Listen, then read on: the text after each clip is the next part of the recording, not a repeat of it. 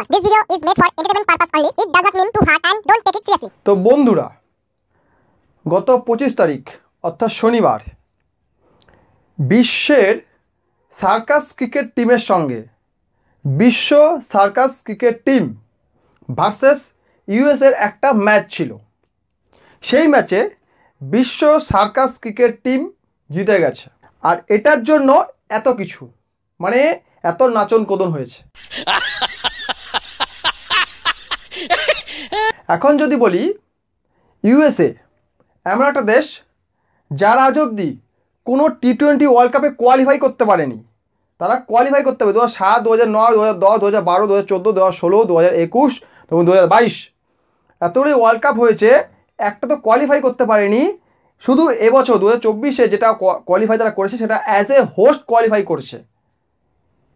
সেরকম একটা দলের সঙ্গে তারা জিতে গেছে, এবং তাও কোনটা? শেষ ওডিআই ম্যাচ, টি-20 ম্যাচ শেষ, যেটা লাস্ট ছিল। অলরেডি তারা সিরিজ হেরে গেছে। সিরিজ হেরে যাওয়ার পরেও এত সেলিব্রেশন, ভাই এদের অ্যাচিভমেন্টটা কি? এরা কি করতে চাইছে? এরা সব কিছু সেলিব্রেশন, ভাই সেলিব্রেশন করা ভালো, সেলিব্রেট করা ভালো, অবশ্যই কোনো সন্দেহ নেই। আমাদের দেশে বিরাট কোহলিকে আমরা সকলে চিনি, বহু ফ্যান রয়েছে তার, বিশ্বের সবচেয়ে বড় ফ্যান বেস তার, over 30 million followers on Instagram. সেই বিরাট কোহলিকে আমরা সকলে জানি।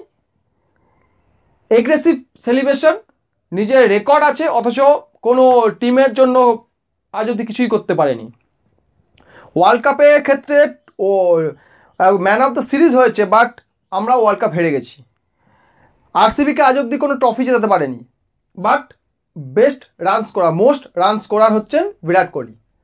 সেরকমই আমাদের এই বিশ্ব সার্কাস ক্রিকেট টিম, যাদের অ্যাচিভমেন্ট বলতে কিছু নেই। বিরাট কোহলি তবুর ব্যক্তিগত অ্যাচিভমেন্ট রয়েছে, যারা একজন ভারতীয় হিসাবে সে আমাদেরকে গর্বিত করে, সে একজন বড় ক্রিকেটার সেই হিসাবে সে গর্বিত করে। তার কিছু অ্যাচিভমেন্ট রয়েছে, কিছু পার্টিসিপেট রয়েছে, কিছু তার কন্ট্রিবিউট রয়েছে as a citizen. But as a country, একটি ক্রিকেট দল হিসাবে বাংলাদেশে বা বিশ্ব সার্কাস ক্রিকেট টিমের অথবা বাংলাদেশের কোনো অ্যাচিভমেন্ট আমি দেখতে পাই না। যে দেশটা আজ অবধি মোট ম্যাচ খেলেছে 26টা, তার মধ্যে 25টা তারা 17টা তারা জিতেছে। এবং এই যে ম্যাচ তারা খেলেছে তার মধ্যে টোটাল তারা ম্যাচ খেলেছে 3টা বাংলাদেশের বিরুদ্ধে, 2টো আয়ারল্যান্ডের বিরুদ্ধে, 1টা জিম্বাবুয়ের বিরুদ্ধে। এটা হচ্ছে ফুল মেম্বার সাথে ম্যাচ খেলেছে। জিম্বাবুয়ের বিরুদ্ধে তারা ম্যাচ খেলে হেরেছে, আয়ারল্যান্ডের বিরুদ্ধে ম্যাচ খেলে 2টার মধ্যে 1টা হেরেছে, আর বাংলাদেশের সঙ্গে তো সিরিজ জিতে গেছে। মানে ফুল member, as a full member কোনো কান্ট্রির সঙ্গে জিম্বাবুয়ের সঙ্গে খেলেছে, সিরিজ জিততে পারেনি। আয়ারল্যান্ডের সঙ্গে টাই করেছে এবং বাংলাদেশের সঙ্গে তারা প্রথম সিরিজ জিতেছে। আমি বলবো যে সেলিব্রেশনটা বাংলাদেশ করছে বা সার্কাস টিম করছে, এটা ইউএসএ করা উচিত ছিল। বিকজ তারা মানে অ্যাজ এ ক্রিকেট টিম তারা লাইফে সবচেয়ে বড় অ্যাচিভমেন্ট তারা পেয়েছে, সবচেয়ে বড় অ্যাচিভমেন্ট, কেন ওরা কোনো ফুল মেম্বারকে তারা হারিয়েছে। বাট আমাদের এই কাংলু এমনি বলি না, কলাগাছ মামনি এদের দেশেই থাকে, নাগিন ড্যান্স এরাই করে। বিশ্বের সবচেয়ে অসভ্য দল, আমার এই ভিডিওটা দেখেননি, দেখুন, এখানে এক্সপ্লেন করেছি কেন এদেরকে বলেছি। এখন কথা হচ্ছে যে এই যে বাংলাদেশ এত নাচন কোদন করে কেন?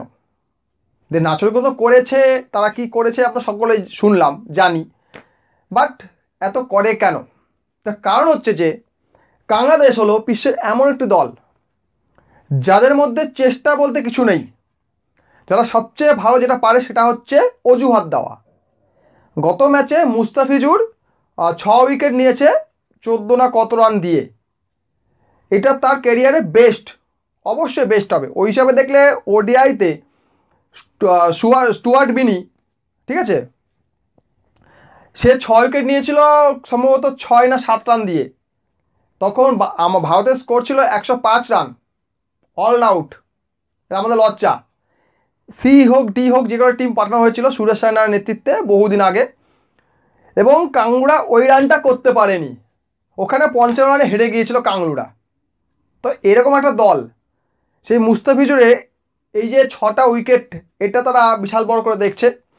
তারা ঢাক পিটিয়ে বলছে যে এই যে 6টা উইকেট নিয়েছে, এটা হচ্ছে বাংলাদেশকে চ্যাম্পিয়ন করার দিকে একটি ধাপ। কোনো একজন player, Mustafizur as a player মোটামুটি ভালো, আমি খুব ভালো বলবো না, মোটামুটি ভালো। বিরাট কোহলির মতো ভালো প্লেয়ার, ওয়ার্ল্ড ক্লাস প্লেয়ার, এত বড় একজন ব্যাটসম্যান হিসাবে ইন্ডিয়াকে আজ অব্দি একা ওয়ার্ল্ড কাপ জেতাতে পারেনি, টি-20 কাপ জেতাতে পারেনি। একা খেলে কখনো কেউ কিছু করতে পারে না, কাজেই এত সেলিব্রেট করার কোনো মানে নেই। আজকে আরসিবি হেরে যাচ্ছে প্রতিবারে, এবারও প্লে অফে উঠে গিয়ে হেরে গেল। ডমিনেশন, টিম ডমিনেশন না থাকলে সেখানে কেউ জিততে পারে না। পুরো টিম যদি না খেলতে পারে সেখানে কোনো একজন প্লেয়ারের মাধ্যমে ম্যাচ জেতা যায় না, কোনো কিছু ট্রফি জেতা যায় না। 1-2টা ম্যাচ হয়তো সে বার করে দিতে পারে, বাট সে সমস্ত জায়গায় আপনাকে বাঁচাবে না। কারণ সেটাই ভেবে নিয়েছে যে মুস্তাফিজুর ফর্মে ফিরে গেছে মানে আমরা বেঁচে যাব, আমাদের টিম কাপ জিতে যাবে। মুস্তাফিজুর যদি ফর্মে ফিরে চায়, আমি ধরে নিলাম ফিরে গেছে, এ তো ইউএসএকে 3টে ম্যাচের মধ্যে একটাই হারিয়েছে, প্রথম দুটো তো হেরে গেছে। নেক্সট টাইম ইউএসএ জেনে গেল যে এদের মেন স্ট্রেংথ হচ্ছে মুস্তাফিজুর, তো মুস্তাফিজুরকে ধরে খেলতে হবে, তাহলে এটা চুকে গেল। নেক্সট টাইম কী হবে? বাকিদের প্রিপেয়ার থাকতে হবে। কাংলুরা ভাই, কাংলু, এরা কিছুই বোঝে, এরা একটা কথাই বোঝে ভাই, একজন খেলে দিয়েছে, আজকে জিতে গিয়েছি, আজকে পেট ভরে গেছে, ব্যাস।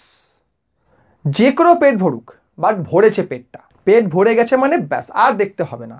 এখন কাংলাদের আমি একটা কথাই বলবো যে দেখ ভাই কাংলুস, তোদের দ্বারা কিছু হচ্ছে না, কাজেই লাফালাফি বন্ধ করে দিয়ে তল্পি তল্পা গুছিয়ে আইসিসিকে বল, দেখো আমরা লজ্জাজনকভাবে ইউএসের মতো দলের কাছে, যাদের অ্যাচিভমেন্ট বলতে কিছু নেই সেরকম একটা দলের কাছে আমরা হেরেছি, কুকুর ছাগলের থেকেও খারাপ অবস্থায় হেরেছি।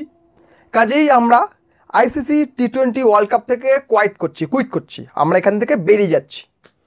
আমাদের যে পয়েন্টটা রয়েছে, অর্থাৎ আমরা যাদের সঙ্গে খেলতাম তাদেরকে 2 পয়েন্ট করে দিয়ে দিন, আমরা দৌড়লাম, লিখে দিন আমাদের কাছে আমরা লুজার।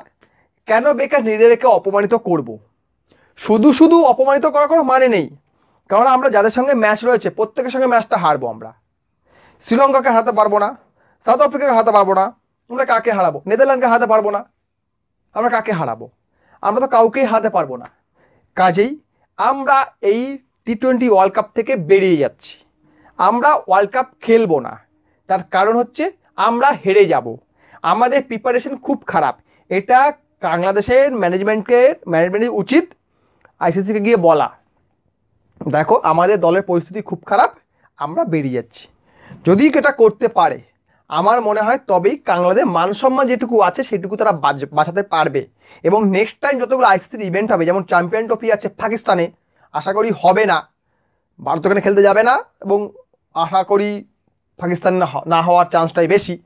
তো এই পাকিস্তানে যাবে তারা চ্যাম্পিয়ন ট্রফি খেলতে, চ্যাম্পিয়ন হবে, চ্যাম্পিয়ন। তো যাই হোক, এই চ্যাম্পিয়ন ট্রফি খেলতে গিয়ে যদি না হয় সেটাও ব্যবস্থা করুক।